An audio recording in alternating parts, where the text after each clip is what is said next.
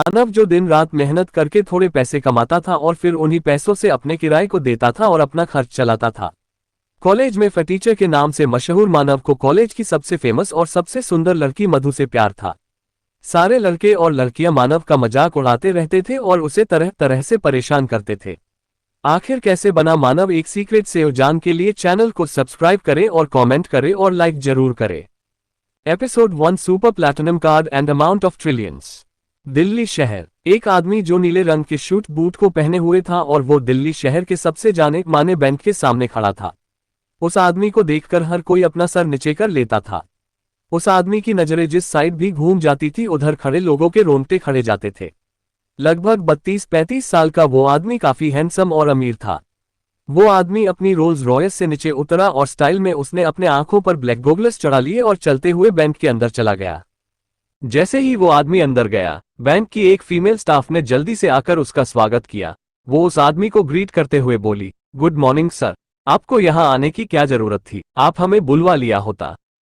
उस लड़की के इतना बोलते ही उस आदमी ने अपनी आंखों को घुमाकर बिना भाव के उसकी तरफ देखा और उसकी बातों को इग्नोर करते हुए सख्ती से पूछा, तुम्हारा मैनेजर कहाँ है? उस लड़की ने जल्दी से एक और इशारा कर दिया। उस आदमी ने लड़की की ओर देखा और उस कमरे की ओर बढ़ गया जिधर उस लड़की ने इशारा किया था। उस आदमी के वहां से जाते ही उसने एक गहरी सांस ली जैसे उससे तब से अपनी सांस रोक रखी हो। वो आदमी सीधा चलता हुआ मैनेजर के केबिन बाहर गया और केबिन को खोल दिया। केबिन के खुलते ही मैनेजर जो अपने फोन को चलाने में व्यस्त था उसने बिना देखे ही बोला, प्यून तुमसे कितनी बार कहा है नॉक करके आया करो। प्यून शब्द सुनते ही उस आदमी की आंखें छोटी हो गई और नजरें गहरा गई। वो अपने जूतों को खटखट करते हुए चलकर मैनेजर के सामने आया और उसके सामने वाले चेयर पर बैठ गया। मैनेजर ने अब जाकर अपनी नजरें उठाए और उस आदमी को देखते ही उसके हाथ से फोन छूटकर नीचे गिर गया। उसने कांपते हुए शब्दों से बोला, सर आप यहाँ पर, आपने लिया होता। उस आदमी ने मैनेजर को घूरा और फिर सख्त और गंभीरता से बोला, मेरे पास फालतू बातों का टाइम नहीं है। क्या तुमने अकाउंट ओपन कर दिया है? तुम्हें पता है न उस अकाउंट में कितने अमाउंट है, इसलिए कोई लापरवाही नहीं होनी चाहिए। मैनेजर ने सर हिलाया और चापलूसी करते हुए बोला, डोंट वरी सतीश सर, जो टाइम आपने दिया है उस टाइम तक इस सुपरसीरियन बैंक का सुपर प्लेटिनम कार्ड आपको मिल जाएगा। आप चिंता न करें, मैं वो कार्ड लेकर खुद आपके पास पहुंचा दूंगा। उस आदमी ने जिसका नाम सतीश था उसने अपने आंख से ग्लासेस निकाले और कहा, ठीक है, ये काम बहुत इंपॉर्टेंट है और ये जल्द से जल्द हो जाना चाहिए। सतीश ने इतना कहा और फिर स्टाइल में उठकर वहां से चला गया। दूसरी तरफ बनारस। एक अजनबी से प्यार और इजहार। कितना मुश्किल है ना इस पर यकीन कर पाना। जो मुझे जानते हैं उनके लिए ये सब बस एक सपना हो सकता है जो शायद कभी पूरा ना हो। लेकिन तुम्हें मुझ पर यकीन करना होगा क्योंकि मुझे तुम पर यकीन है। तुम सोचते होंगे मैं भी कैसी पागल हूं जो तुम्हें बिना देखे तुमसे प्यार करती हूं। अगर ऐसा है तो तुम ऐसा ही सोच सकते हो। मैं पागल बेवकूफी भरी हरकतें भी कर सकती हूं, लेकिन मुझे इस बात का यकीन है तुम्हें मेरे इस पागलपन से, मेरे इस अल्हड़पन से प्यार हो ही जाएगा। उद्धरण चिन्ह। बनारस के घाट पर जब सांझ ढल चुकी थी और अंधेरा पसरने लगा था, तब गंगा के किनारे दरभंगा घाट के सीढ़ियों पर बैठी एक लड़की अपने कलम से एक पन्ने में कुछ उकेर रही थी।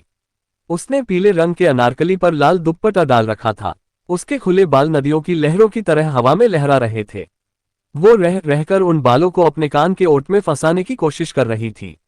उसकी काली आंखें ऐसे चमक रही थी मानो ढेर सारे सितारे उसकी आंखों में उतर आए हो। उसके चेहरे पर जो चमक थी मानो आसमान में निकला वो चांद चमक रहा हो, शीतल और मनमोहक। उस लड़की ने उस डायरी के पन्नों को फाड़ा जिसे उसने अभी भी लिखा था और उसे रोल किया। उसने उस पन्ने को एक पारदर्शी बोतल में भरा और उसे बंद कर दिया। उसी वक्त उसे उसकी सहेली ने उसे आवाज लगाई। उसने कहा, मधु मधु। घाट किनारे हाथ में बोतल को पकड़े मधु ने सीढ़ियों से उतरती अपनी सबसे खास दोस्त रिद्धि को देखा। वो मुस्कुराती हुई उसके पास आ रही थी। जल्द ही वो मधु के पास आकर खड़ी हो गई। उसने कहा, यार मधु, तुम कभी सुधर नहीं सकती। आज फिर तुम भी कर रही हो। तुम्हें क्या लगता है इस तरह गंगा में खत बहा बहा कर तुम्हें तुम्हारा हमसफर मिल जाएगा? मधु ने उसकी बातों को सुना और मुंह बना लिया। उसने कहा, तुमने सही कहा, मुझे ठीक ऐसा ही लगता है। देखना, एक दिन गंगा मैया मुझे उस रास्ते तक जरूर ले जाएंगी जहां का रास्ता मुझे मंजिल तक पहुंचा ही देगा। और महादेव भी तो हमारे साथ है। हमें यकीन है जिस अजनबी से हम प्यार करते हैं वो अजनबी हमारा साथी बनकर हमें मिल ही जाएगा। मधु ने पूरे यकीन के साथ अपनी बात खत्म की और उस बोतल को देखते हुए उसे गंगा में उछाल दिया। उसने अपनी आंखें बंद की और महादेव के साथ मां गंगा से भी प्रार्थना की। रिद्धि ने भी उसके भरोसे को देखा और हल्के से मुस्कुराकर अपनी दोस्त के लिए प्रार्थना की। उसने मन में कहा, हे महादेव, मधु सालों से जिस प्रेम का इंतजार अपने जीवन में कर रही है, उसे वो जरूर देना। मधु के विश्वास को अपने ऊपर से खत्म मत होने देना भगवान। आप तो जानते ही हैं ना, मधु के जीवन में जो दो लोग हैं उनके अलावा उसका अपना कोई भी नहीं। प्लीज किसी ऐसे हमसफर को भेज दो जो हमेशा उसका साथ निभा सके। उद्धरण चिन्ह। दोनों सहेलियों की आंखें इसलिए बंद थी क्योंकि वो हाथ जोड़े प्रार्थना कर रही थी। उसी वक्त जब बोतल नदी की लहरों में तैर रहा था, एक लड़के ने उस नदी में छलांग लगाई और उस बोतल को अपने कब्जे में कर लिया। छपाक की आवाज से दोनों ने तुरंत अपनी आंखें खोल ली, लेकिन तब तक वहां कोई दिखाई नहीं दिया और ना ही वो बोतल उन्हें तैरता हुआ दिखाई दिया। रिद्धि ने ये देखा और कहा, लो, ये तो मंजिल तक पहुंचने से पहले ही डूब गया। तुम मुझे बताओ, क्या तुम्हारा प्रेमी इस नदी के अंदर से निकल कर आएगा क्या? रहता कहाँ है वो, इस नदी के धरातल पर?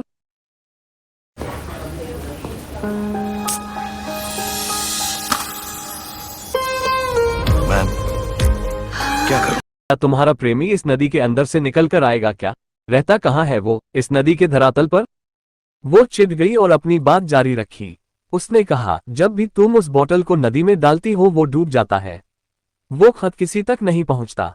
तुमने कितनी ही बार उस खत में अपना नाम और अपना पता लिखा, लेकिन क्या तुम्हें कोई जवाब मिला नहीं ना? मधु, मेरी जान, इस जंजाल से बाहर निकल और देख, दुनिया में और भी कितने हैंडसम बंदे हैं यार। अपने कॉलेज में वो मयंक और शिवम को भूल गई क्या? यार क्या बंदे हैं वो दोनों, और मयंक तो तुझे पसंद भी करता है। क्या पता वहीं तेरा वो हमसफर हो जो तू ढूंढ रही है। उद्धरण चिन्ह। मधु ने ये सुना और वो हंसी। उसने कहा, बकवास, वो मयंक और मेरा हमसफर? रिद्धि, तेरा ना सेंस ऑफ ह्यूमर बड़ा अच्छा है। मधु के चेहरे पर जो मुस्कुराहट खिल रही थी, उसकी चमक उस लड़के के चेहरे पर भी दिखाई दे गई जिसने अभी अभी गंगा में छलांग लगाकर वो बोतल अपने कब्जे में की थी। वो मधु की मुस्कुराहट में इस कदर खो गया था जैसे चंदा में चांदनी। मधु वहां से रिद्धि के साथ चली गई और वो अजनबी लड़का अपनी स्याह सी काली आंखों से उस खत को पढ़ने लगा। जैसे जैसे उस लड़के ने वो खत पढ़ा, उसके चेहरे की मुस्कुराहट गहरी हो गई। उसने बुदबुदाकर कहा, तुम्हारे इसी पागलपन से प्यार है मुझे, मेरी अलबेली। वो लड़का हल्के से मुस्कुराया और खत को लेकर वहां से चला गया। वो लड़का जब गंगा की धारा में से तैरते हुए बाहर निकला, तब उसकी बॉडी पर एक ब्राउन कलर का बहुत ही पतला ड्रेस था। उसके चेहरे पर हल्की मुस्कुराहट थी और आंखों में चमक थी। उसके हाथ में वो बोतल थी और बोतल के अंदर मधु के लिखे खत। जब वो लड़का उस खत को पढ़ रहा था, तब दो जोड़ी आंखें बड़ी दूर से उसके ऊपर टिकी हुई थी। गंगा के घाट पर कुछ दूर पर एक आदमी खड़ा था और उस लड़के को बड़े ध्यान से देख रहा था। कुछ देर तक उस लड़के को घूरते रहने के बाद वो आदमी वहां से चला गया।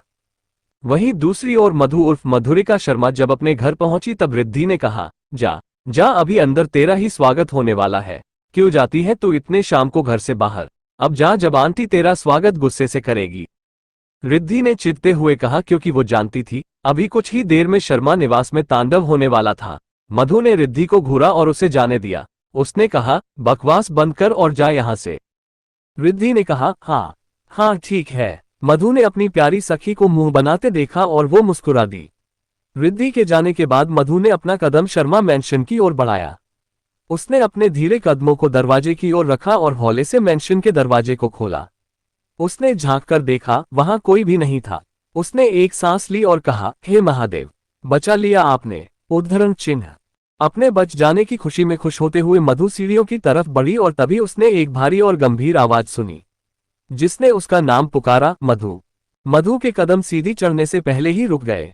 वो पीछे पलटी और उसने देखा, उसकी चाची, जिनका नाम संगीता शर्मा था, वो वहां पर खड़ी थी। हालांकि उनके नाम का अर्थ संगीता यानी संगीत से उनका कोई वास्ता नहीं था और उनके जुबान से मीठे सुर तो कभी निकले ही नहीं। उन्होंने गुस्से से कहा, मधु, कहाँ थी तुम अब तक? मधु ने चाची को देखा जो गुस्से से उसे घूर रही थी। ऐसा लग रहा था जैसे चाची उसे रात के खाने में सर्व करने वाली थी। उसने मासूम सी शक्ल बना ली। उसी वक्त अंदर से उसके चाचा जी, जिनका नाम मोहन था, वो बाहर आए। उन्होंने मधु को वहां पर खड़ा देखा। अपनी पत्नी और अपनी भतीजी को एक दूसरे के सामने देख वो बुदबुदाए, क्या करूं मैं इन दोनों का? उद्धरण चिन्ह। ये रिएक्ट ऐसा था मानो वो अफसोस जता रहे हो।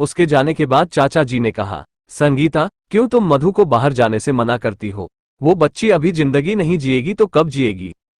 चाची ने चाचा जी को घूरा और कहा, अब आप भी मधु की भाषा मत बोलिए। आप दोनों को मेरी कोई परवाह नहीं है, लेकिन मुझे मधु की परवाह है। वो मेरी बच्ची है। मुझे डर है वो भी घर से बाहर जाने के बाद प्रिया की तरह ही न खो जाए। चाची कुछ देर रुकी और उन्हें देखा। उन्होंने कहा, मधु बाहर न जाए। क्या आप इसका कारण नहीं जानते हैं मोहन? आपको क्या उसकी फिक्र नहीं है? कौन है सतीश और क्यों बनवा रहा है सुपर कोड? कौन है वो लड़का जिसने मधु के खत को पढ़ा? चाची क्यों मधु को घर के बाहर जाने देना नहीं चाहती? क्या हुआ था प्रिया के साथ? चटू, वो लड़का मिल गया। चाची ने चाचा जी को घुरा और कहा, अब आप भी मधु की भाषा मत बोलिए। आप दोनों को मेरी कोई परवाह नहीं है, लेकिन मुझे मधु की परवाह है। वो मेरी बच्ची है। मुझे डर है वो भी घर से बाहर जाने के बाद प्रिया की तरह ही न खो जाए। उद्धरण चिन्ह। चाची कुछ देर रुकी और उन्हें देखा। उन्होंने कहा, मधु बाहर न जाए। क्या आप इसका कारण नहीं जानते हैं मोहन? आपको क्या उसकी फिक्र नहीं है? अब आगे चाचा जी ने अपनी पत्नी की बातों को सुना और परेशानी की भाव उनके चेहरे पर उमड़ आए, लेकिन उन्होंने कहा, संगीता, मानता हूं वो लोग मधु को ढूंढ रहे हैं, लेकिन इसका मतलब ये तो नहीं ना कि हमारी बच्ची अपनी जिंदगी जीना ही भूल जाए और घर में छुपी रहे। संगीता जी ने एक सांस ली और कहा, ठीक है, उड़ाइए उसे आसमान की ऊंचाइयों में, मुझे कोई आपत्ति नहीं है। मैं बस उसे खोना नहीं चाहती। आप मुझसे वादा करिए हमारी मधु को कुछ भी होना नहीं चाहिए। संगीता अपनी बातें कहते हुए इमोशनल हो गई। मोहन जी ने उन्हें अपनी बाहों में बाहर लिया और मुस्कुराते हुए कहा, भाई ये तो कमाल हो गया, हमरी मेहरारू की आंख में आंसू।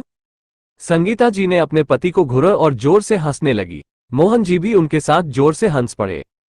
उन्हें ये देखकर राहत मिली कि संगीता जी अब थोड़ी रिलैक्स थी, नहीं तो उन्हें दिन रात मधु की ही टेंशन लगी रहती थी।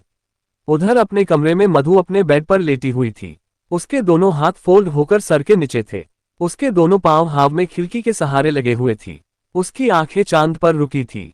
साइड पर दूध का ग्लास ठंडा हो रहा था।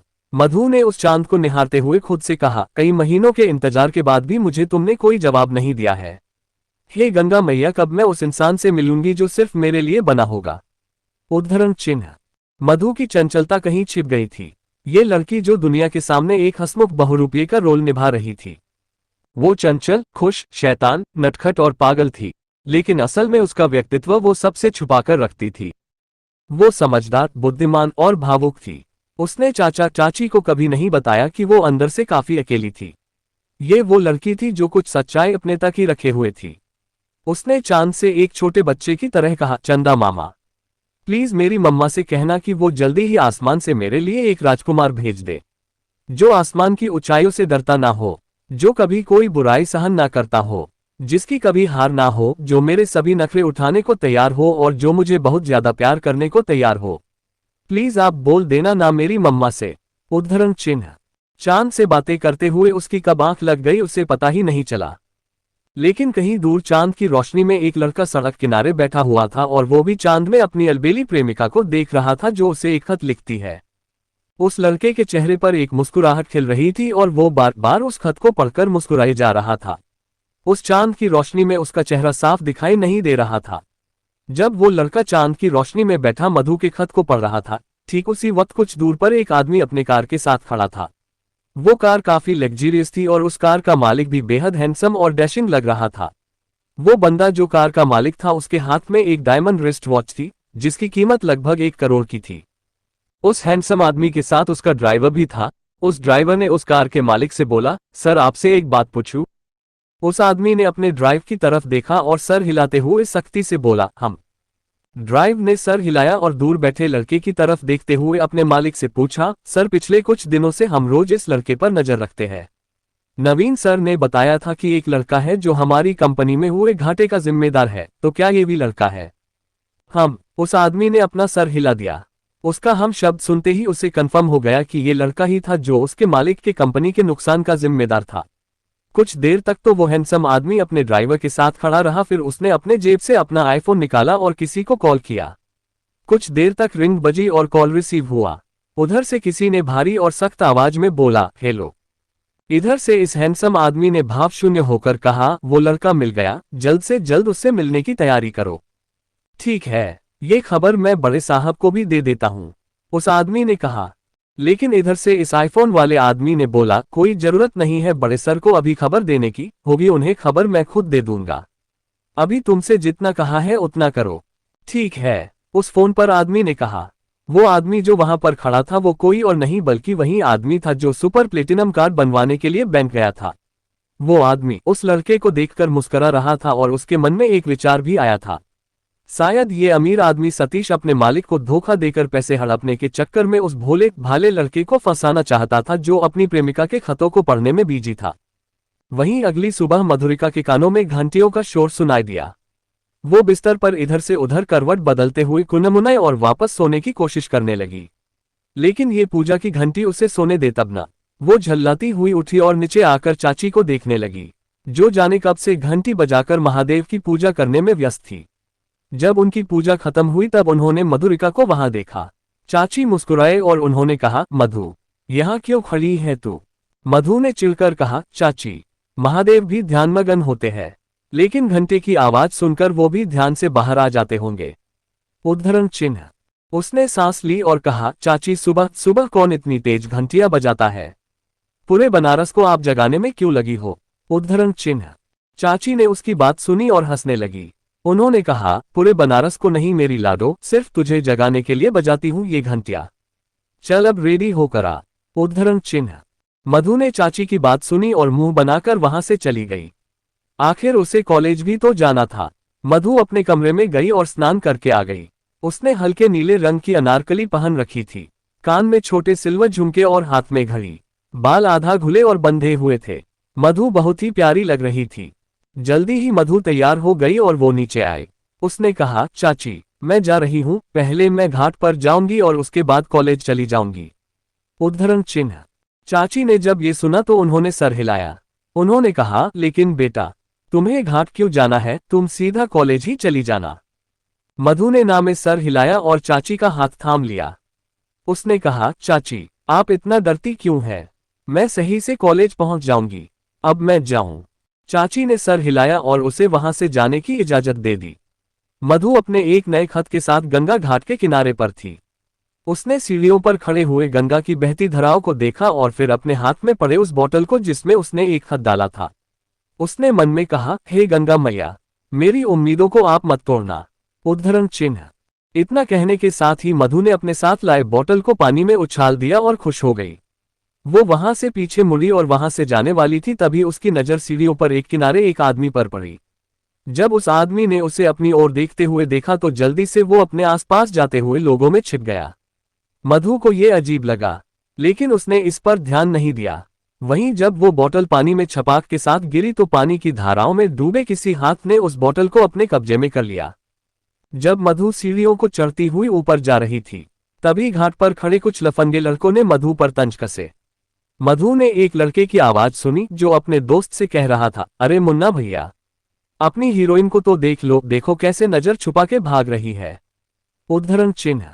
मुन्ना ने ये सुना और उसने उस लड़के को डपकते हुए कहा, अरे टोनी, कोई अपनी होने वाली भाभी के बारे में ऐसे बात कर था का? तनिक संभल कर बतियाओ हमरी हीरोइन के बारे में। उद्धरण चिन्ह। मुन्ना की बात सुनकर उसके साथ खड़े उसके लफंगे दोस्त जोर से हंसने लगे। उसके बाद मुन्ना ने एक आवाज लगाई। उसने कहा, मधु। उद्धरण चिन्ह। मधु पीछे मुड़ी और रुक गई। उसने देखा अपने मुंह में ढेर सारा पान भरे हुए, गले में केसरिया गमछा लटकाए हुए मुन्ना उसकी ओर चला आ रहा था। मधु ने एक सांस भरी और कहा, मुन्ना, देखो हम कोई तमाशा करना नहीं चाहते हैं, इसलिए बेहतर होगा तुम हमसे दूर ही रहो। उद्धरण चिन्ह। मधु ने अपनी बात कही और जाने को हुई। उसी वक्त मुन्ना ने हाथ बढ़कर उसके बाजू को पकड़ लिया, शालीनता दिखाते हुए कहा, अरे मधु, क्या हम अपनी होने वाली बीबी का हाथ भी नहीं पकड़ सकते? तुम का भूल गई हो, तुम हमारी बीवी बनने वाली हो। उद्धरण चिन्ह। मधु ने ये सुना और जोर से हंसने लगी।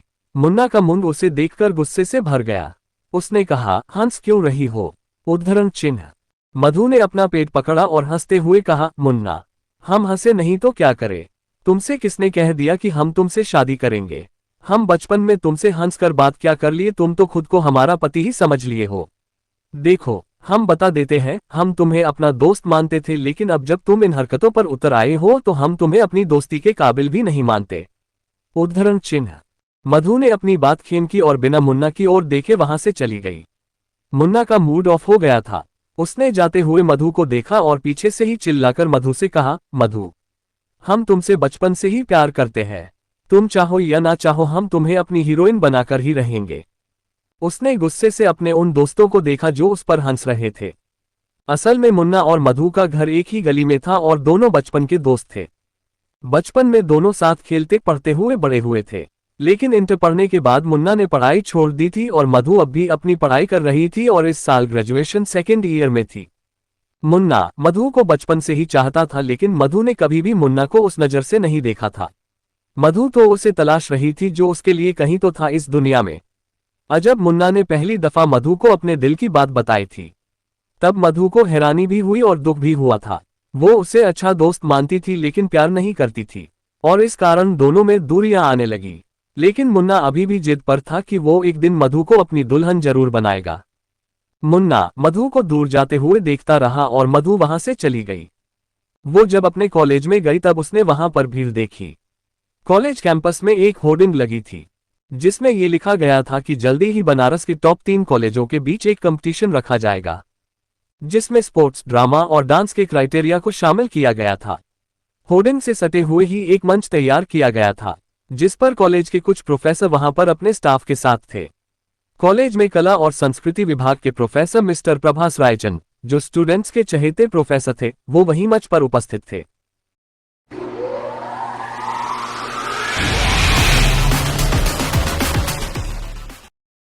उन्होंने अपने स्टाफ से बात करते हुए जब सर उठाया तो उन्हें मधु अपने सामने दिखाई दी। उन्होंने मुस्कुराते हुए मधु को देखा और आवाज दी। उन्होंने कहा, अरे मधु। मधु ने उन्हें देखकर एक स्माइल दी और पास चली गई। वो भी मधु के पास आए और उन्होंने मधु से कहा, मधु, अच्छा हुआ बेटा जो तुम आ गई। असल में मैं तुम्हारी मदद चाहता था, क्या तुम मेरी मदद कर पाओगी? मधु ने उनकी ओर देखा और सर हिलाया। उसने कहा, अरे सर, कैसी बातें कर रहे हैं आप, बताइए ना मुझे क्या करना होगा। उद्धरण चिन्ह। मधु ने अपने प्रोफेसर से काफी विनम्रता से बात की। उसका ये सरल और शांत व्यवहार सबको पसंद था, लेकिन सब जानते थे वो कितनी शैतान और चंचल भी थी। मिस्टर रायचंद ने कहा, बेटा, पिछले साल जब तुमको इसी तरह के फंक्शन की जिम्मेदारी तुम्हें सौंपी गई थी, तब तुमने बहुत निष्ठा से उस काम को पूरा किया था। मैं चाहता हूं इस बार भी इस जिम्मेदारी को तुम ही संभालो। इसके लिए मैंने पहले ही कॉलेज के प्रिंसिपल और हेड प्रोफेसर से बात कर ली है। उद्धरण चिन्ह। मधु ने ये सुना और सर हिलाया।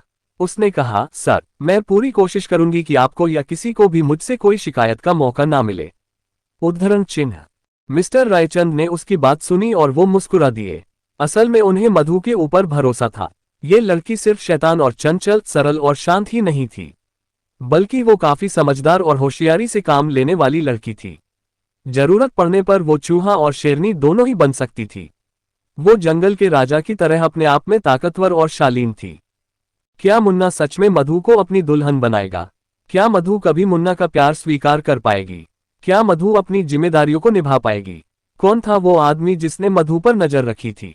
जानने के लिए पढ़ते रहिए ये कहानी। गाइस प्लीज कमेंट्स करें और बताएं स्टोरी कैसी है। चथ्रीदर का दूसरा नाम स्टशरायजदा। मधु ने ये सुना और सर हिलाया। उसने कहा, सर, मैं पूरी कोशिश करूंगी कि आपको या किसी को भी मुझसे कोई शिकायत का मौका ना मिले। उद्धरण चिन्ह।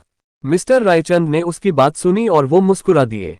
असल में उन्हें मधु के ऊपर भरोसा था। ये लड़की सिर्फ शैतान और चंचल, सरल और शांत ही नहीं थी, बल्कि वो काफी समझदार और होशियारी से काम लेने वाली लड़की थी। जरूरत पड़ने पर वो चूहा और शेरनी दोनों ही बन सकती थी। वो जंगल के राजा की तरह अपने आप में ताकतवर और शालीन थी। अब आगे प्रोफेसर रायचंद ने जल्दी ही ये अनाउंस किया कि आज के 2 हफ्ते बाद इसी कॉलेज कैंपस में स्पोर्ट्स, ड्रामा और डांस की प्रतियोगिताएं आयोजित की जाएगी। जो भी स्टूडेंट्स इन सब में अपने नाम रजिस्टर करवाना चाहता है वो मधुरिका शर्मा से मिले, जो इस सारे इवेंट को होस्ट करने वाली थी। मधुरिका का नाम अनाउंस होते ही तालियों का शोर कैंपस में सुनाई दिया। हालांकि वहां पर कुछ चेहरे ऐसे थे जो संचालक के नाम को सुनकर खुश नहीं थे। भीड़ में कुछ दूर पर कुछ लड़कियों का ग्रुप खड़ा था जिनके चेहरे खुश नहीं थे और वो लड़कियां कुछ दूर खड़ी मधु को मुस्कुराकर बात करते हुए देख रही थी। एक लड़की ने अपना मुंह खोला और चिढ़ते हुए कहा, अनु, ये मधुरिका तो फिर बाजी मार ले गई। कॉलेज में इसकी पॉपुलैरिटी तो बढ़ती ही जा रही है। पता नहीं क्या जादू है इस लड़की में जो सभी इसके आगे पीछे भागते हैं। उद्धरण चिन्ह।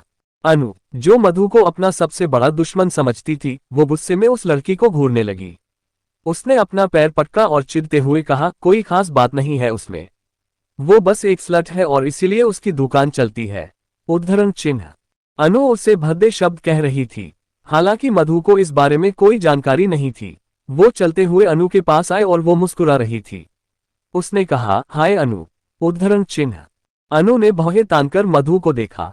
मधु ने उससे पूछा, अनु, क्या तुम कंपटीशन में पार्ट नहीं ले रही हो? अनु ने ना में सर हिलाया और उसने व्यंग से कहा, ओह, क्या तुम मुझे तुम्हें हराते हुए देखना चाहती हो? अनु के साथ खड़ी लड़कियां हंसने लगी। उनमें से एक आगे बढ़ी और उसने कहा, ओह मधु, तुम भी किन चक्करों में पड़ना चाहती हो? क्या तुम्हें नहीं पता अनु कौन है? तुम इससे टक्कर लेना चाहती हो? क्या तुम भूल गई हो कि अनु पिछले साल डांस कंपटीशन की विनर रही थी? उद्धरण चिन्ह। मधु ने ये सुना और वो मुस्कुराने लगी। उसने अपनी सधी सी आवाज में कहा, बेशक, मैं अनु को जानती हूँ। वो एक बड़े बाप की बिगड़ी हुई औलाद से अधिक कुछ भी नहीं है ना अनु? उसने अनु की तरफ एक स्माइल के साथ जवाब दिया। अनु उसकी बातें सुनकर चिढ़ गई। वो आगे बढ़ी और गुस्से से अपने दांत पीस लिए। उसने कहा, मधु, तुम एक बार फिर इस इवेंट का संचालक क्या बन गई? तुम्हारे पर निकल आए हैं, लेकिन देखना मैं जल्दी ही तुम्हारे इन पंखों को कुचल दूंगी और तुम मुझे यहाँ मुझसे माफी मांगती हुई दिखाई दोगी। मधु ने उसकी तरफ देखा जैसे उसे अनु पर अफसोस हो रहा हो। वो उसके साथ बहस में पड़ना नहीं चाहती थी, इसलिए उसने अब अनु को इग्नोर करने के बारे में सोचा और वहां से जाने लगी। अनु ने जब उसे जाते देखा तब वो उसके सामने आ गई और अपने हाथों को फैला लिया। उसने कहा, ओह, तो क्या तुम डर गई मधु? मधु ने अपनी तीखी लेकिन सुंदर नजरों से उसे घूरा और वो कुछ कहने वाली थी। उसी वक्त कुछ लड़के और लड़कियों का ग्रुप वहां पर आ गया। एक लड़का मधु की तरफ बढ़ते हुए मुस्कुराया और उसने कहा, हे मधु, प्लीज मेरा नाम भी रजिस्टर कर लो। मैं इस इवेंट में सुरभि के साथ डांस में पार्टिसिपेट करना चाहता हूँ। मधु ने उस लड़के की आवाज सुनी। ये उसका दोस्त कुणाल था, जिसने ब्लू डेनिम जीन्स के साथ काले रंग का शर्ट पहन रखा था और शर्ट की बाजुएं मुड़ी हुई थी। मधु ने कुणाल की तरफ देखा और स्माइल करते हुए जवाब दिया। उसने कहा, कुणाल, मेरे भाई, पहले तुम ये बताओ कि तुमने अपने दिल की बात सुरभि से कही या नहीं? मधु के सवाल ने कुणाल को सकते में ला दिया। उसने कहा, अरे मधु, तू क्या बोल रही है? चुप कर जा। मैंने बड़ी मुश्किल से सुरभि को अपने साथ पार्ट लेने के लिए राजी किया है।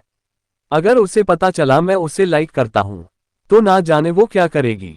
कुणाल ने एक अजीब शक्ल बना ली, जैसे उसे अपनी उस गर्लफ्रेंड को खोने का डर था जो उसकी गर्लफ्रेंड बनी भी नहीं थी। मधु ने ये सुना और हंसने लगी। साथ ही उस लड़के के साथ आए कुछ लड़के और लड़कियां भी हंसने लगे। एक और लड़के ने, जिसका नाम रवि था, उसने कुणाल के कंधे पर हाथ रखा और कहा, भाई कुणाल, चल हम तेरे लिए एक प्लान सेटअप करते हैं ताकि तुम्हारी और सुरभि की लव स्टोरी के नए पन्ने हम लिख सके। उद्धरण चिन्ह। ये लड़के लड़कियों का ग्रुप मधु के दोस्तों का था, जिसमें कुणाल, रवि, शालिनी और रिद्धि थे। असल में सुरभि एक सुंदर लड़की थी और बहुत प्यारी थी, लेकिन उसका डिपार्टमेंट इन सबसे अलग था। लेकिन जब वो पहली दफा कॉलेज में आई थी, तभी से कुणाल उसका दीवाना हो गया था और वो जानबूझकर उससे दोस्ती करने की कोशिश करता रहा था, जिसका नतीजा ये था कि अब सुरभि और कुणाल के बीच दोस्ती तो थी, लेकिन सुरभि के साइड से प्यार था या नहीं ये कहना मुश्किल था। सभी दोस्तों ने मिलकर कुणाल के लिए एक प्लान बनाया और वो लोग अपने प्लान पर काम करने लगे। उनका प्लान ये था कि शालिनी और रिद्धि सुरभि को अपनी बातों में उलझाकर उसे कैंटीन के साथ लगे बगीचे में ले आएंगे, जहां पर रवि और मधु सुरभि के पैरों में धागों को उलझाकर उसे गिरा देंगे और उसी वक्त कुणाल वहां पर पहुंचेगा और एक हीरो की तरह उसे बचा लेगा। सिर्फ इतना ही प्लान नहीं था, ऐसे ही छोटे छोटे प्लान्स उन सभी दोस्तों के दिमाग में अपनी जगह बना रहे थे। वो लोग कुछ बड़ा करके अपने लिए मुसीबत नहीं लेना चाहते थे। सबने इस प्लान पर काम करना शुरू कर दिया। दिल्ली में एक बड़ा सा बिल्डिंग जो पूरी तरह शीशे से बना था, वहां पर एक बोर्ड की मीटिंग चल रही थी। उसे बोर्ड मीटिंग में बहुत बड़े बड़े लोग थे और सबके सब बहुत परेशान थे। वहां पर एक आदमी ने अपने जेब से रुमाल निकाला और अपने पसीने को पोंछते हुए चिल्लाकर उन सबको डांटते हुए बोला, आखिर क्या कर रहे हो तुम सब? इतना बड़ा नुकसान, वो भी इस वक्त जब पहले से ही चौहान ग्रुप ऑफ इंडस्ट्रीज के हालात अच्छे नहीं है। उस आदमी के इतना बोलने पर उसके बगल में बैठे हुए आदमी ने कहा, लेकिन सर, इसमें हम क्या कर सकते हैं? बिजनेस में तो नफा नुकसान लगा ही रहता है ना। ये तो बहुत छोटा नुकसान है और इसके बारे में तो चेयरमैन को पता भी नहीं चलेगा अगर आप नहीं बताएंगे तो। पहले वाले आदमी ने, जिसका नाम जयंतीलाल अग्रवाल था, उसने उसकी बात सुनी और गुस्से से टेबल पर हाथ मारते हुए बोला, बकवास बंद करो बेवकूफ आदमी, क्या तुमने नहीं सुना वो सतीश रायजादा यहाँ पर आ रहा है। मुझे तो अभी से डर लग रहा है कि कहीं सतीश रायजादा हमारी चोरी न पकड़ ले। सतीश का नाम सुनते ही वहां पर सभी बोर्ड मेंबर शॉक्ड हो गए। उसमें से एक ने कांपते हुए कहा, क्या सतीश रायजादा यहाँ आ रहा है? लेकिन क्यों? उसकी बात सुनकर जयंतीलाल ने अपनी परेशानी की लकीरों को थोड़ा सा और परेशान किया और बोला, वही तो मुझे भी समझ नहीं आ रहा है। जब पहले ही मिस्टर चेयरमैन के घर में इतनी बड़ी मुसीबत है, उनका बड़ा बेटा सालों पहले मर चुका है और अब दूसरा बेटा भी मर गया। ऐसे में उनका चहेता सतीश यहाँ क्या करने आ रहा है? हो न हो जरूर कोई बड़ी बात है। जयंतीलाल और उसके आदमी काफी परेशान थे। असल में चौहान ग्रुप ऑफ इंडस्ट्रीज देश का नहीं बल्कि इंटरनेशनल लेवल पर एक बड़ी कंपनी थी।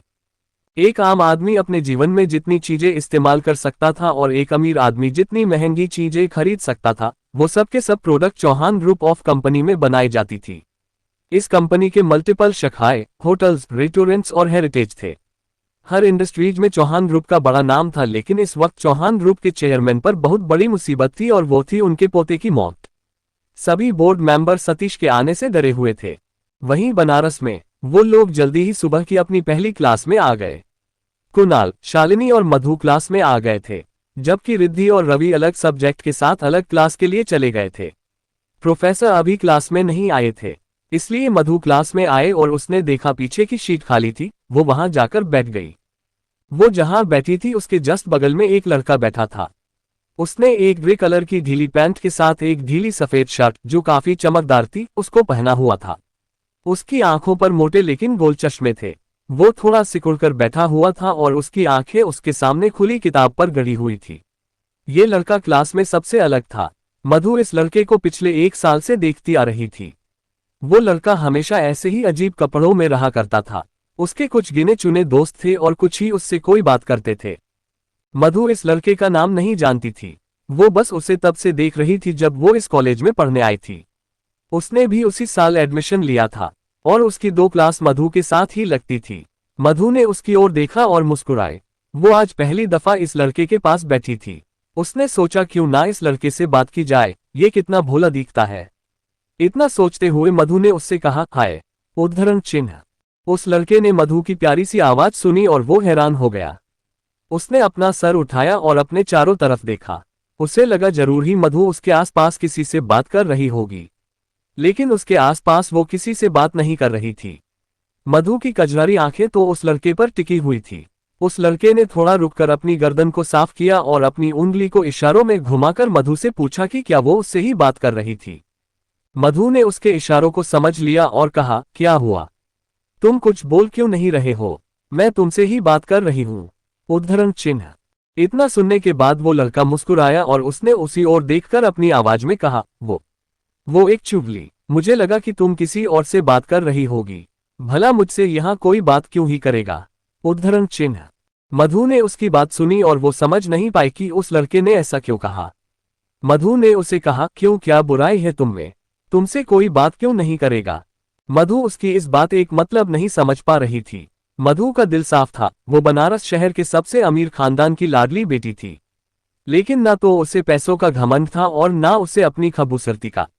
जितनी खूबसूरत वो चेहरे से थी, उतना ही खूबसूरत उसका दिल था। जब उसका दिल मैला नहीं था तब उसे अपने सामने बैठे लड़के में कोई हीन भावना कैसे दिख सकती थी? वो उस लड़के से मुस्कुराकर बात कर रही थी। उस लड़के ने मधु को जवाब दिया। उसने थोड़ा रुकते हुए कहा, असल में मैं गरीब हूं ना। मैं अपने कपड़ों को साफ नहीं रखता, 2 वक्त की रोटी सही से खा नहीं सकता, इसलिए यहाँ सभी स्टूडेंट मुझे। इतना कहते हुए वो लड़का चुप हो गया और उसने मधु से अपनी नजरें फेर ली। मधु को लगा जैसे वो रो रहा हो। उसने तुरंत उसे उसके दुख से निकालने के लिए कहा, तुम इन सभी बातों को छोड़ो। तुम मुझे बताओ, क्या तुम मेरे दोस्त बनोगे? देखो, मैं प्रॉमिस करती हूँ तुम्हें मेरी दोस्ती अच्छी लगेगी। उद्धरण चिन्ह। ये साफ दिल की लड़की उसे अपना दोस्त बनाना चाहती थी, लेकिन वो नहीं जानती थी कि इसके लिए उसे बाकी लोगों से कितना कुछ सुनना पड़ सकता था। उस लड़के ने अपने दुख को साइड में रखा और कहा, वो मेरा नाम मानव है और मैं यही पास के एक अनाथाश्रम में रहता हूँ। उद्धरण चिन्ह। उस लड़की की आंखें मधु की दोस्ती के कारण खुशी से चमक रही थी। अभी वो दोनों आगे कुछ बात करते उससे पहले ही क्लास में प्रोफेसर आ गए और उनकी क्लास शुरू हो गई। जब उन दोनों की क्लास खत्म हुई और दूसरी शुरू हुई तो उस क्लास में भी मानव और मधु साथ थे। जब सभी दोस्तों की क्लास खत्म हुई और वो लोग कैंटीन में मिले तब उन्होंने मधु के साथ मानव को देखा। वो सभी लोग हैरान थे। पिछले साल से वो लोग भी मानव को देख रहे थे लेकिन उससे कोई खास बातचीत नहीं थी। कुणाल और रवि भी मानव से कुछ ज्यादा घुले मिले नहीं थे लेकिन हल्की फुल्की बातचीत उन्होंने पहले भी की थी। कुणाल ने जब मानव को मधु के साथ देखा तो कहा, अरे मधु, ये तुम्हारे साथ। मधु ने सुना और उसने मानव को देखा। वो थोड़ा घबरा रहा था। मधु ने उसका हाथ पकड़ा और कहा, गाइस, ये है हम सबका नया दोस्त मानव। फिर वो मानव की तरफ मुड़ी और कहा, मानव, ये सभी मेरे दोस्त हैं, कुणाल, रवि, रिद्धि और शालिनी। उद्धरण चिन्ह। मानव ने उन सबकी ओर देखा। वो चारों उसे देखकर मुस्कुरा रहे थे।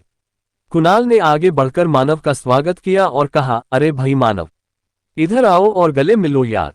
उसने मानव को अपने गले से चिपका लिया। बाकी सबकी नजरें मानव को और उसके अजीब कपड़ों को घूर रही थी। कुणाल ने थोड़ा सीरियस होकर कहा, मानव भाई, अब जब तुम हमारे ग्रुप में शामिल हो गए हो तो इसके नियमों को भी तुम्हें समझना होगा। मानव का मन ये सुनकर घबरा गया। नर्वस तो वो था ही। उसने मधु की ओर देखा। मधु मुस्कुरा दी और फिर उसने कहा, गाइस, नियम बता दो। उद्धरण चिन्ह। आखिर क्या था मधु के ग्रुप का नियम? क्या मानव और मधु की दोस्ती खड़ी करेगी मधु के लिए मुसीबत? क्या मधु के बाकी दोस्त मानव को अपनी दोस्त के रूप में स्वीकार कर पाएंगे? जानने के लिए पढ़ते रहिए ये कहानी सीक्रेट से हो। Comments please. चफोर मधु का सीक्रेट लवर। उसने मानव को अपने गले से चिपका लिया। बाकी सबकी नजरें मानव को और उसके अजीब कपड़ों को घूर रही थी। कुणाल ने थोड़ा सीरियस होकर कहा, मानव भाई, अब जब तुम हमारे ग्रुप में शामिल हो गए हो तो सीखे नियमों को भी तुम्हें समझना होगा। मानव का मन ये सुनकर घबरा गया। नर्वस तो वो था ही। उसने मधु की ओर देखा।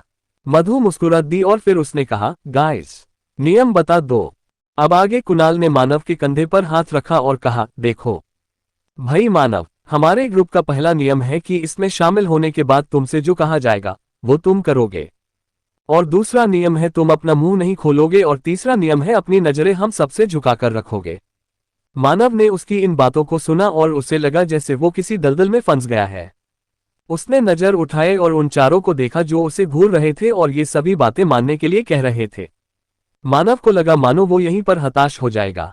वो उनकी तरफ देखते हुए हताशा में कुछ कहने वाला था, तभी वो सब जोर से हंसने लगे। मानव कंफ्यूज हो गया। उसने अपने पीठ पर लदे बैग को संभाला और उन्हें देखा। रवि आगे बढ़ा और उसने कहा, अरे मानव, हम सब बस तुमसे मजाक कर रहे थे। तुम अब हमारे दोस्त हो तो हम बस इतना चाहते हैं कि तुम हमसे कभी दोस्ती मत तोड़ना। हमारे ग्रुप का दो ही उसूल है, मस्त जियो और जीने दो, और दूसरा, ये दोस्ती हम नहीं तोड़ेंगे। रवि ने ये लाइन मत अंदाज में गाते हुए कहा। मानव को शांति मिली। कॉलेज में आने के 1 साल बाद आखिरकार अब उसका भी एक दोस्तों का ग्रुप था। शालिनी और रिद्धि ने भी मानव से हाथ मिलाया और उसका खुले दिल से स्वागत किया। मधु और उसके दोस्त किसी से भेदभाव करना नहीं जानते थे, क्योंकि एक अच्छी लीडर उनके साथ थी तो वो भी काफी अच्छे दिल के लोग थे।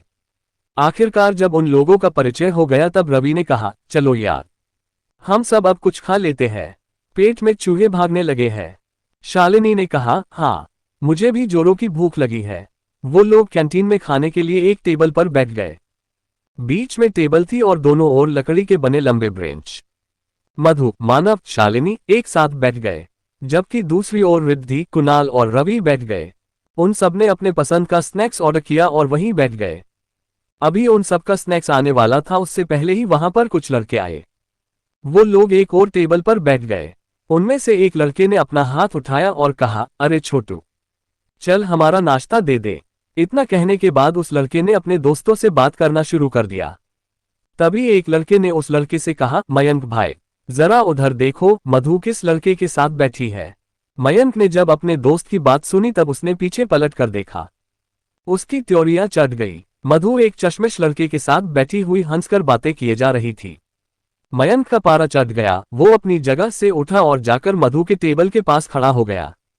उसने मानव की तरफ देखा और सीधा उससे कहा, क्या बे, तेरी इतनी औकात कब से हो गई जो तू मेरी मधु के साथ बैठा हुआ है?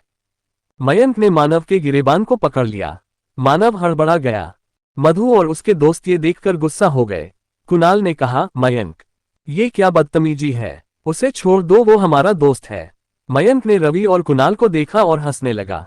उसने कहा, दोस्त, मतलब हद है यार, जब तुम लोगों को इस फटीचर चश्मिश से ही दोस्ती करनी थी तो मुझमें क्या बुराई है यार। उसने मधु की तरफ देखा और मानव को एक और धक्का दे दिया। मानव थोड़ा सा लड़खड़ा गया लेकिन उसने खुद को संभाल लिया। मधु ने मानव को गिरते देखा लेकिन फिर उसे सुकून मिला जब उसने देखा मानव गिरा नहीं। मधु ने मयंक की ओर देखा और अपनी उंगली ऊपर करके गुस्से से कहा, मयंक, यहां पर तमाशा मत करो। मेरी मधु क्या लगा रखा है तुमने? मैं तुम्हें कोई जमीन जायदाद दिखती हूं? देखो, मुझसे और मेरे दोस्तों से दूर रहो तुम, वरना तुम्हारे लिए ये अच्छा नहीं होगा। मधु ने मयंक को एक धमकी दी और गुस्से से कहा, गाइस, हमें यहाँ कुछ भी नहीं खाना है, चलो यहाँ से। मधु ने अपनी बात खत्म की और मानव का हाथ थामकर वहां से चली गई। उसके पीछे उसके चारों दोस्त भी चले गए। मयंक वहां गुस्से से खड़ा था। मानव का हाथ जब मधु ने पकड़ा तब मयंक का गुस्सा और बढ़ गया। उसने गुस्से टेबल पर हाथ मारते हुए कहा, ये मधु मुझे छोड़कर उस फटीचे को भाव दे रही है। उस फटीचे का तो मैं बैंड बजा दूंगा। उसने गुस्से से अपने चमचे जतिन से कहा, जतिन, इस फटीचे की जन्म कुंडली निकलवाओ, जरा इसके ग्रह नक्षत्र हम भी तो देखें। जतिन ने सर हिलाया और वहां से वो लोग भी चले गए। धीरे धीरे शाम हो गई और एक बार फिर मधु घाट पर थी। मधु की ये आदत थी, उसका कोई काम हो या ना हो, वो घाट पर जरूर ही जाती थी। घाट की शीतल हवाएं उसके बेचैन अकेले मन को सुकून पहुंचाती थी। घाट किनारे सुबह और शाम को उगते और डूबता सूरज का निकलना, पक्षियों की बोलने की आवाजें, मंदिरों के घंटियों का शोर और गंगा की धाराओं का कलकल करता शोर मधु के अंतर मन को शांत कर देता था। मधु सूरज ढलने के बाद भी जब घाट के किनारे सीढ़ियों पर बैठी थी तब उसे ऐसा लगा मानो कोई था जो उसे छुपकर देख रहा था। मधु की नजर कुछ दूर बैठे दो लोगों पर पड़ी जो न जाने कब से उसे घूर रहे थे। मधु को अजीब लगा। ये एहसास उसे पहले भी कई बार हो चुका था। जब मधु को लगा उसका यहाँ रुकना ठीक नहीं है तो वो वहां से उठी और अपने घर की ओर निकलने लगी। लेकिन उसने देखा वो दो आदमी भी अपनी जगह से उठ चुके थे और मधु की ओर ही बढ़ रहे थे। मधु की धड़कनें तेज हो गई। उसने मन में सोचा, कौन है ये लोग और मेरी पीछा क्यों कर रहे हैं? इतना सोचते हुए मधु आगे बढ़ी जा रही थी। लेकिन जब वो सीढ़ियों से ऊपर गई और एक रास्ते पर मुड़ी जो सुनसान थी तो अचानक उसके आगे दो लोग आकर खड़े हो गए। वो लोग काले रंग के थे और ऊपर से उनका काला कुर्ता उन्हें अंधेरे में ही गायब कर दे रहा था। वो दोनों मधु के सामने खड़े हो गए थे। मधु ने अपने अंदर के डर को संभाला और कहा, कौन हो तुम लोग? मुझे जाने दो। उनमें से एक ने कहा, अरे मैडम, आपको जहां जाना है वहां जाइए, लेकिन पहले आप हमारे मालिक के पास चलिए, क्योंकि हमारे मालिक को आपसे कुछ सवालों के जवाब चाहिए। सवालों के जवाब? मधु ने दोहराया। उसने पीछे मुड़कर देखा। वो दो लोग जो घाट से ही उसके पीछे थे वो भी वहां आ गए थे और ये चारों लोग एक ही आदमी के लिए काम करते थे। मधु का डर उसके अंदर बढ़ रहा था। हालांकि वो साहसी और निर्भीक लड़की थी, लेकिन एक सुनसान अंधेरी जगह पर चार लड़कों के बीच घिरी लड़की के लिए उन लोगों से पंगा लेना कोई समझदारी तो नहीं थी। मधु ने उन लोगों को देखा और कहा, अच्छा ठीक है, लेकिन पहले मुझे बताओ कौन है तुम सबका मालिक और वो मुझसे मिलना क्यों चाहता है? मधु ने सोचा पहले उन गुंडों के मालिक का नाम पता तो जाना जाए, लेकिन वो गुंडे समझदार थे। उन्होंने कहा, मैडम, इन सब सवालों का कोई मतलब नहीं है, आप हमारे साथ चलो, आप खुद ही देख लेना। मधु ने कहा, नहीं, हटो मेरे रास्ते से और अपने मालिक से कहो अगर मिलना है तो मुझसे मेरे घर पर आकर मिले। मधु ने अपनी बात खत्म की और अपने डर को अपने मन में दबाए हुए आगे बढ़ने लगी। लेकिन ये लोग उसे जाने देना नहीं चाहते थे। उनके मालिक का ये आदेश था कि आज उसे मधु चाहिए ही चाहिए थी। वो गुंडे आगे बढ़े और उन्होंने फिर मधु को घेर लिया। एक आदमी ने मधु को एक कार की तरफ इशारा करते हुए कहा, मैडम, अगर आप नहीं जाएंगी तो मजबूरन हमें आपका हाथ पैर बांधकर आपको ले जाना होगा, तो बेहतर होगा आप जिद ना करें। ये लोग बड़े तमीज के साथ मधु से बात कर रहे थे, लेकिन परेशान भी कर रहे थे। मधु ने उन्हें गुस्से से देखा और कहा, मैं नहीं जाऊंगी, मतलब नहीं जाऊंगी। उसने उस आदमी को धक्का दे दिया। ये देखने के बाद वो लोग अपनी तमीज भूल गए और एक ने मधु का हाथ जोर से पकड़ा और खींच लिया। मधु को एक तेज दर्द हुआ और आंखें आंसुओं से बाहर आए। वो चीखी, आह! उस गुंडे ने कहा, लगता है तुझे बात ठीक से समझ नहीं आ रही है। कोई बात नहीं, हमें जबरदस्ती करनी भी आती है। इतना कहने एक बात जल्दी ही वो लोग मधु को जबरदस्ती कार में बैठाने लगे। जब उन लोगों ने उसे कार में बिठा दिया और उनकी कार चालू हुई तब उन्हें एहसास हुआ कि वहां पर जाने के लिए कोई जगह नहीं थी। चारों तरफ से कुछ गाड़ियां वहां पर उस एक कार को घेर कर खड़ी थी जिसमें मधु थी। मधु हैरान थी, साथ ही वो गुंडे भी। उन गुंडों में से एक ने कहा, अरे ये लोग कौन है? चारों गुंडे कार से बाहर निकल गए। तभी उन सभी गाड़ियों का दरवाजा खुला और उसमें से कुछ लोग उतरे। उन सभी के कपड़ों पर एक लोगो बना हुआ था, जिस पर पीले रंग से एक दहाड़ता हुआ शेर बना था। वो लोग जब कार से बाहर निकल गए तब उन्होंने सबसे बीच में खड़ी एक कार का दरवाजा खोला। मधु ने देखा एक आदमी जिसने एक ब्लू 3 पीस सूट को पहना हुआ था। वो अपनी कार से बाहर निकला। वो आदमी बहुत ज्यादा हैंडसम और स्टाइलिश था। जरूर ही उसके इस रूप को देखकर मधु की जगह कोई और लड़की होती तो एक बार में ही उस पर मर मिटती। उस आदमी ने उन गुंडों की तरफ देखा और सर हिलाया। उसने अपनी सख्त और गुर्राती हुई आवाज में कहा, मिस मधु को जाने दो, वरना तुम्हारे लिए ये अच्छा नहीं होगा। वो गुंडे जो सामने खड़े लोगों को देखकर डर गए थे और उनकी हवा टाइट हो गई थी। उन लोगों ने मधु के कार का दरवाजा खोल दिया। उनके ऐसा करते ही मधु तुरंत कार से बाहर आ गई। जल्दी ही कुछ गार्ड्स मधु के पास आ गए और कहा, मिस मधु, प्लीज आप मेरे साथ आइए। वहां से जाते हुए मधु ने पलटकर उस शख्स को देखा, जिसे वो जानती नहीं थी, लेकिन इतना जान गई थी ये कोई बड़ा आदमी था। लेकिन कौन था ये? लेकिन उस शख्स ने एक बार भी पलटकर मधु को नहीं देखा। मधु जब उन गार्ड्स से घिरे हुए कार में बैठ गई तब उस शख्स ने कहा, मिस मधु को उनके घर छोड़ाओ। गार्ड्स ने उसकी बात तुरंत सर झुकाकर मान ली और मधु को उसके घर छोड़ने चले गए। मधु के जाने के बाद वो शख्स जो अब तक शांत था, उसने गुस्से से गरजते हुए उन गुंडों से कहा, आज तो मैं जिंदा छोड़ रहा हूं, लेकिन अगली बार अगर किसी ने मिस मधु को छूने की या परेशान करने की कोशिश भी की तो अंजाम तुम लोग जानते हो। उस शख्स की गरजती हुई आवाज सुनकर वो लोग डर से कांप गए और जल्दी से अपनी कार लेकर वहां से भाग गए। वहीं दूसरी ओर एक सुनसान रोड के किनारे एक लड़का, जिसकी शक्ल उस कागज से ढकी हुई थी जो उसके हाथ में थी, और वो उसे पढ़ रहा था। वो वही खत था जो मधु ने गंगा में बहाया था। क्या लिखा था मधु ने उस खत में? कौन था वो अजनबी जिसने बचाई मधु की जान? किसके हाथ में था मधु का खत? क्यों पड़े थे वो गुंडे मधु के पीछे? क्या मिलेगा मधु को उसका हमसफर? जानने के लिए पढ़ते रहिए। Comments please guys. चैप्टर 5 तुम्हारा सीक्रेट सीईओ। गार्ड्स ने उसकी बात तुरंत सर झुकाकर मान ली और मधु को उसके घर छोड़ने चले गए।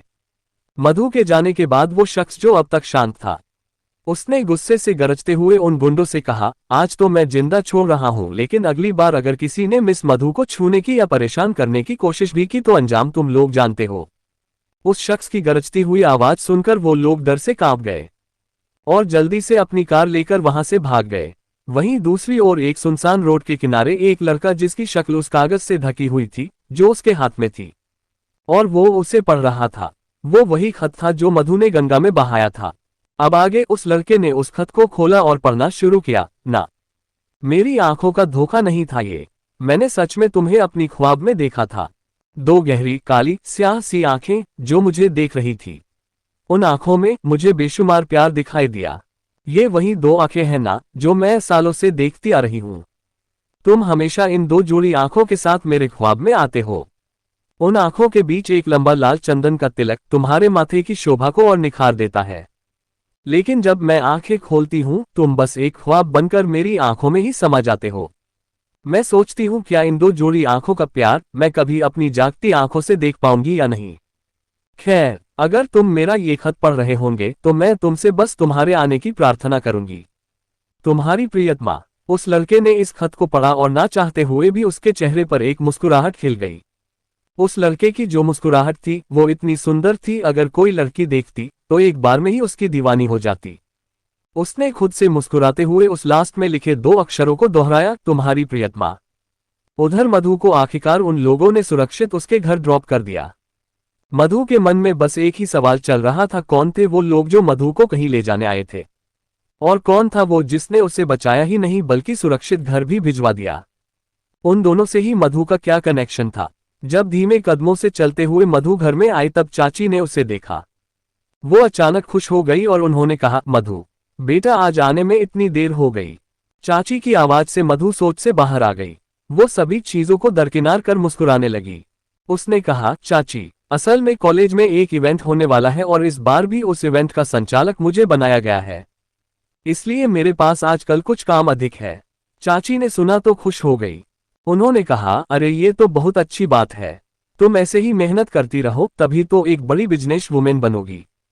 मधु ने ये सुना और मुस्कुराने लगी। वो अपने कमरे में गई और जल्दी से फ्रेश होकर हाथ मुंह धोकर वापस से आकर डाइनिंग टेबल पर बैठ गई। चाची ने उसे देखा और दूध का ग्लास उसकी ओर बढ़ा दिया। मधु ने टेबल से ब्रेड का टुकड़ा लिया और मुंह में भरते हुए कहा, चाची। चाचा जी नहीं आए क्या अभी? चाची ने कहा, बेटा जानती ही हो इतना बड़ा बिजनेस उनको अकेले संभालना है तो टाइम तो लगेगा ही ना। मधु ने सर हिलाया और इस बारे में सोचा। असल में मधु के चाचा जी का बिजनेस बहुत बड़ा था। असल में उनके अधीन बनारस में लगभग 20 बड़ी फैक्ट्रियां थी जो उनकी अपनी थी। इन सभी भी सोने एक काम वाली बनारसी और तरह तरह की साड़ियां बनाई जाती थी। इससे से इतनी कमाई तो थी ही कि वो बनारस शहर के ऊंचे रईस लोगों में गिने जाते थे। इसके अलावा भी उनके कुछ छोटे बिजनेस भी चल रहे थे। मधु ने इन सभी के बारे में ही सोचते हुए अपना दूध खत्म किया और वहां से अपने कमरे में चली गई।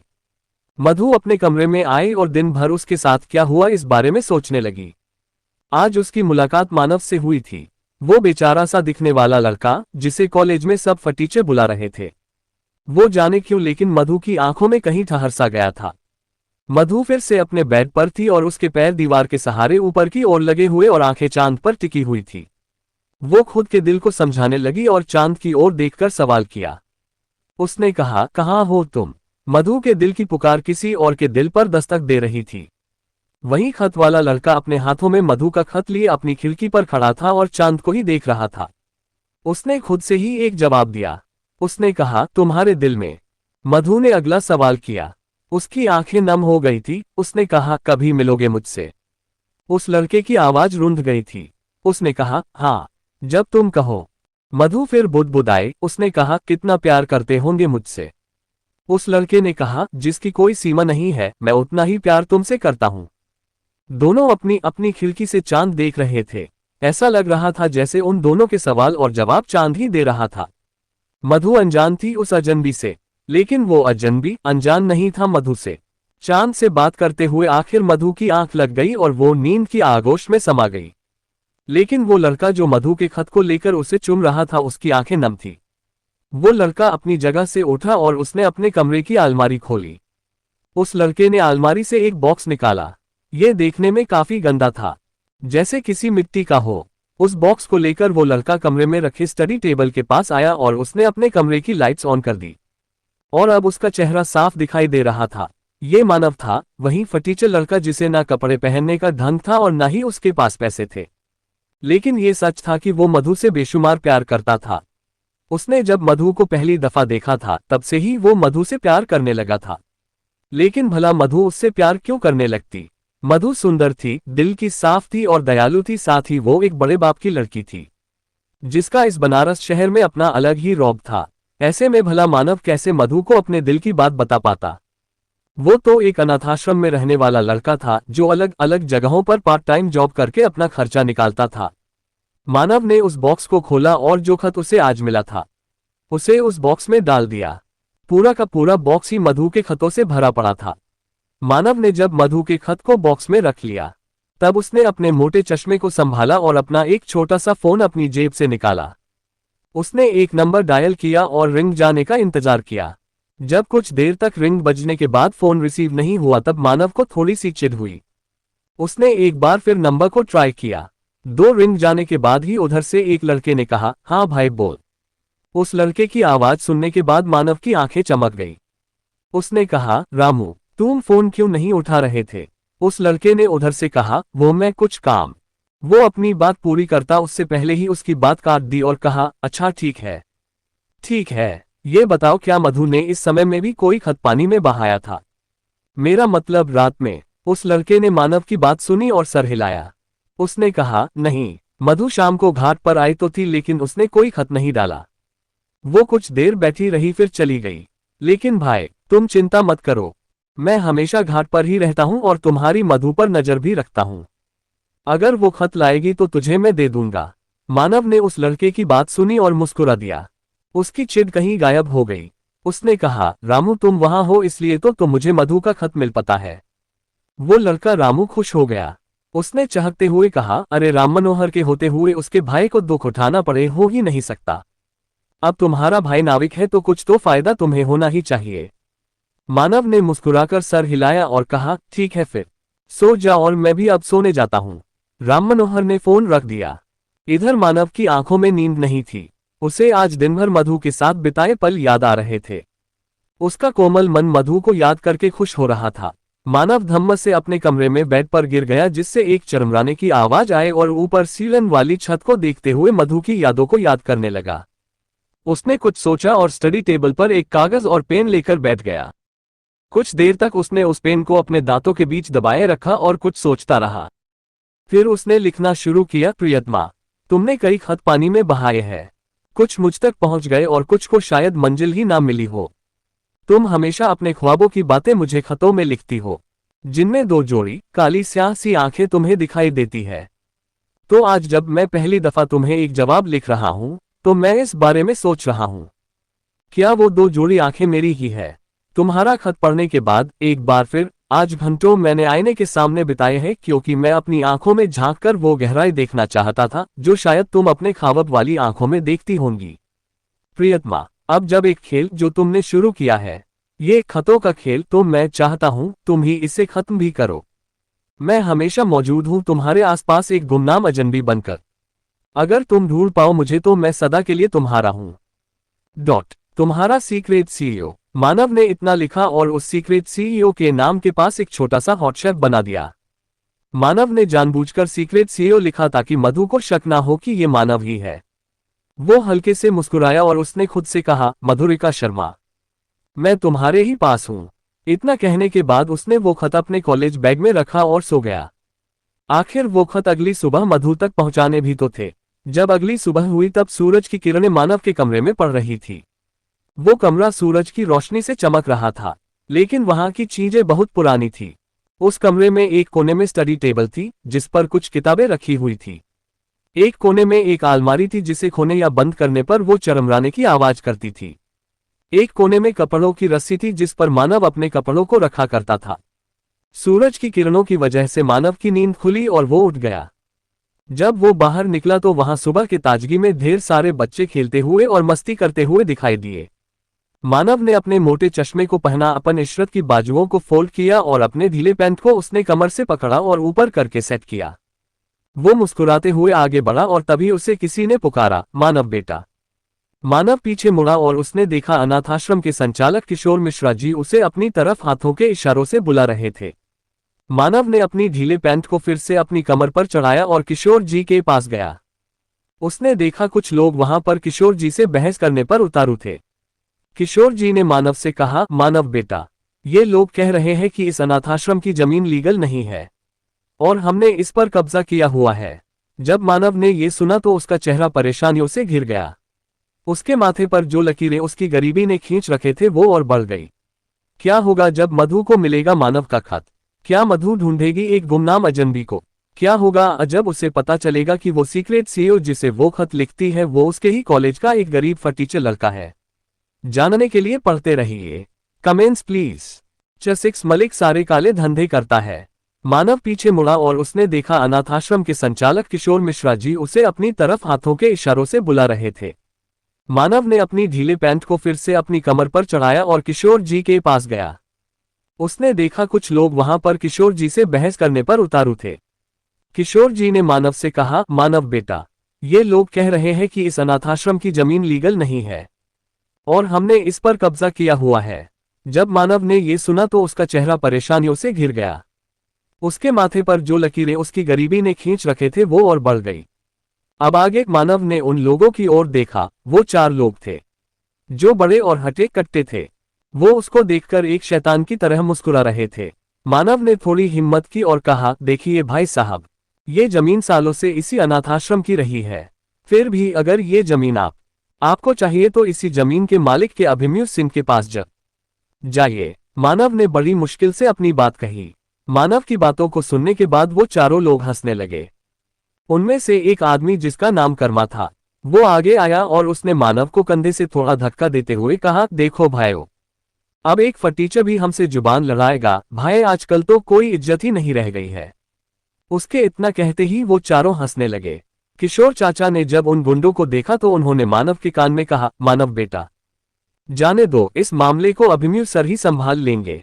किशोर चाचा की बात सुनकर मानव ने कहा, लेकिन चाचा, वो अपनी बात पूरी कर पाता उससे पहले ही उस आदमी ने मानव को एक घुसा मारते हुए उसे धक्का दे दिया और गुस्से से कहा, अबे शाले, बीच में मत पड़, ये मलिक साहब का मामला है। अगर इसमें तू पड़ा ना तो तू यही लताड़ दिया जाएगा, समझा। उस आदमी के धक्का देने से वो पतला दुबला लड़का मानव कुछ दूर जमीन पर जा गिरा। वहीं मलिक साहब का नाम सुनते ही किशोर चाचा के होश उड़ गए और अब उनकी हिम्मत नहीं थी जो उन गुंडों से वो आगे कुछ कह पाए।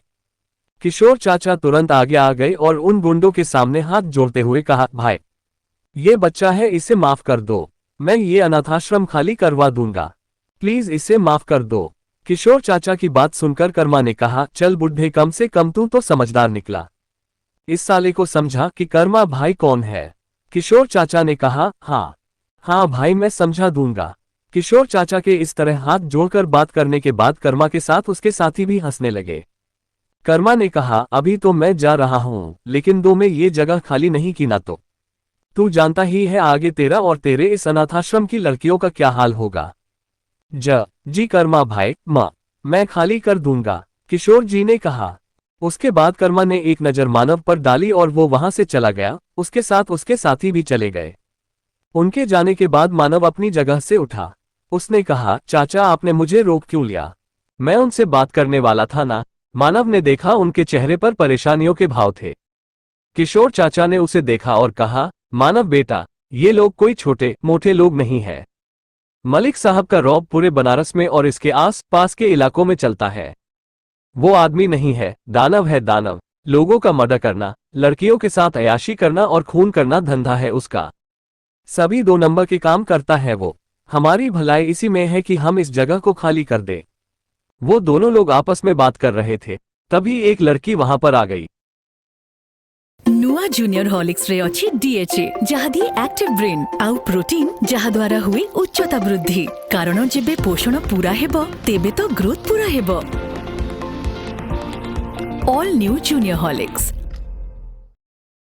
उसने सब कुछ देख और सुन लिया था। ये लड़की 14 साल की थी और इस अनाथाश्रम में ही कई सालों से थी। उसने उन दोनों के पास आते हुए कहा, मानव भैया, हम यहाँ से नहीं जाएंगे। अगर हम ये जगह